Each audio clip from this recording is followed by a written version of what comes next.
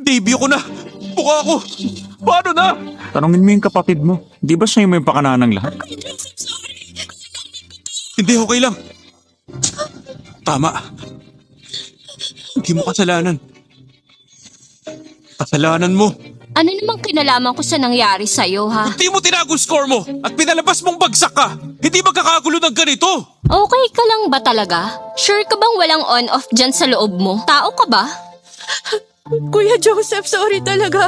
Kasalanan ko kung bakit nasugatan ang mukha mo. Nancy, tama na nga yan. Hindi mo kasalanan. Hindi, kasalanan ko lahat to.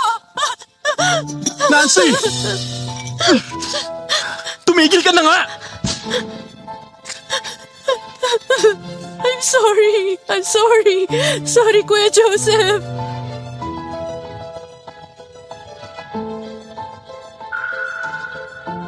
Pag yung college entrance exam, may essay na Introduce a Good Drama to a Foreign Friend, sigurado ako maganda ang entry ko.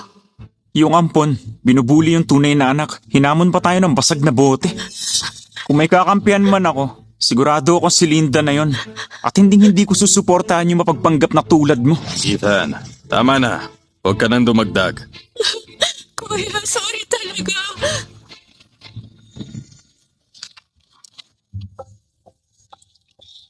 Anak, kapit lang.